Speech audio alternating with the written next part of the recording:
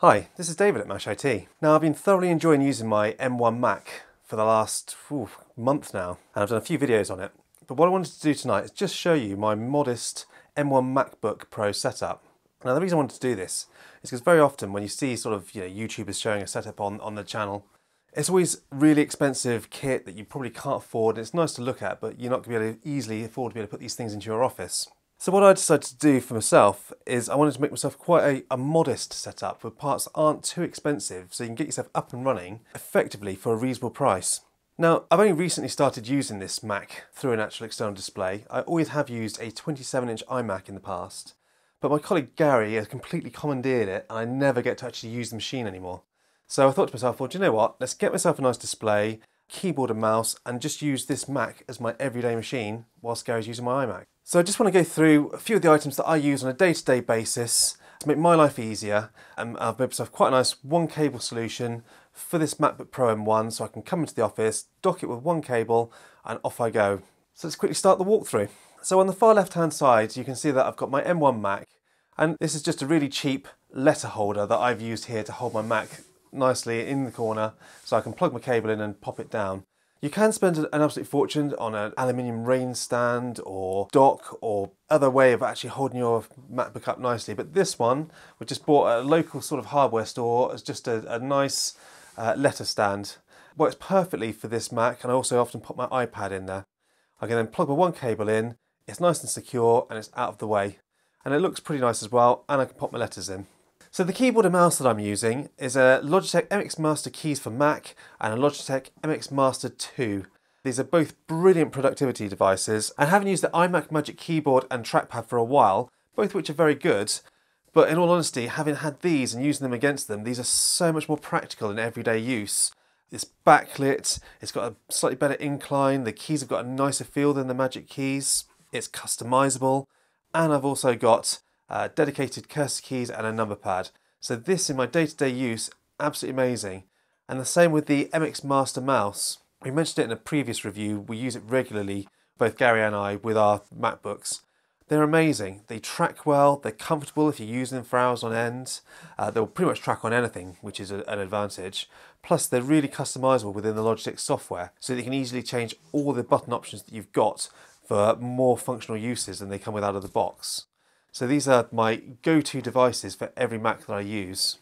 The trackpad, it's just an Amazon special. It was quite cheap. I'm going to pop the links down below for all the products that I've used from wherever I've got them from, so that hopefully, if you want to replicate this setup or look for something similar, you can use our links to try and find yourself something that's going to suit your setup in the way that you're going to be working at home.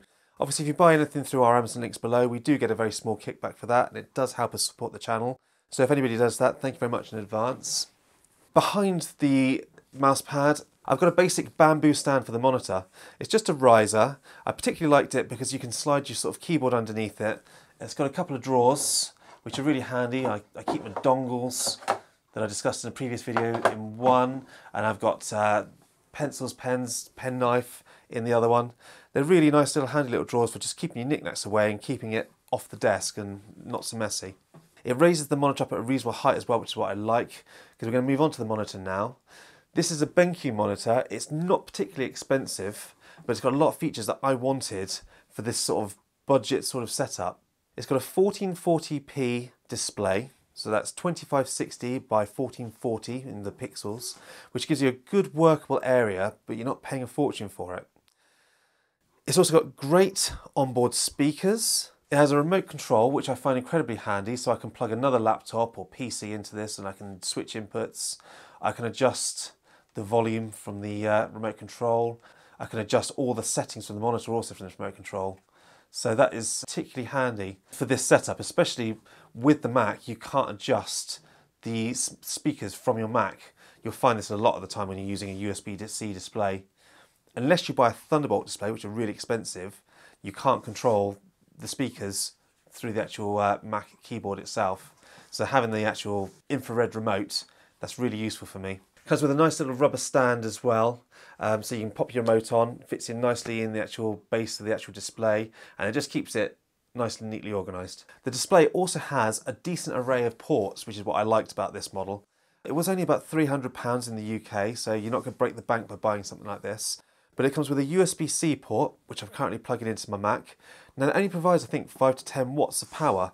So you think, oh well, that's not enough to power the laptop. But surprisingly, with these M1 Macs, it actually does keep it powered on. It will charge incredibly slowly at the actual wattage it's putting through it. It saves me adding another external power pack or an expensive monitor which does have PD charging in it. So this has been really useful for me. So I plug in my one cable and I'm getting enough power to keep the laptop going. And obviously I've got my display and my audio through the actual monitor. It also has HDMI and display ports as well, so if I want to plug in another PC or something I'm reviewing or something I'm testing, really handy to have all those sort of display outputs on this monitor. It does also have a Visa mount, because the one downside to this monitor being a little bit cheaper is the base doesn't have a lot of adjustment, tilt, there's no height adjustment, there's no swivel, so that's a real shame. I'll do a quick test of the speakers so you can see what they sound like.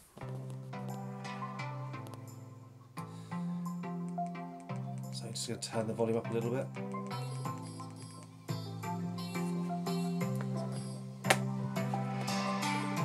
So you can see they're very loud.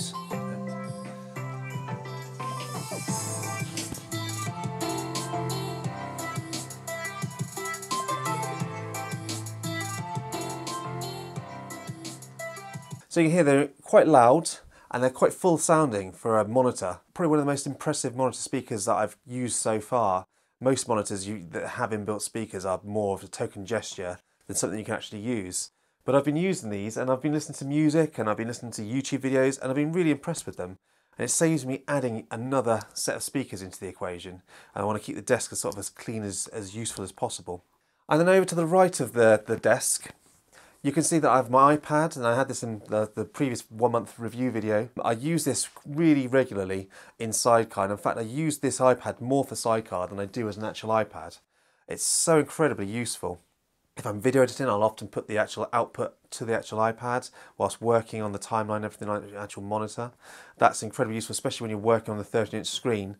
But when I'm actually on this bigger desktop with a bigger screen, I'll often just use it for my calendar, my email and other bits and pieces, so I can view them off to the side whilst I'm working on the apps or the projects that I'm currently using on the main screen itself.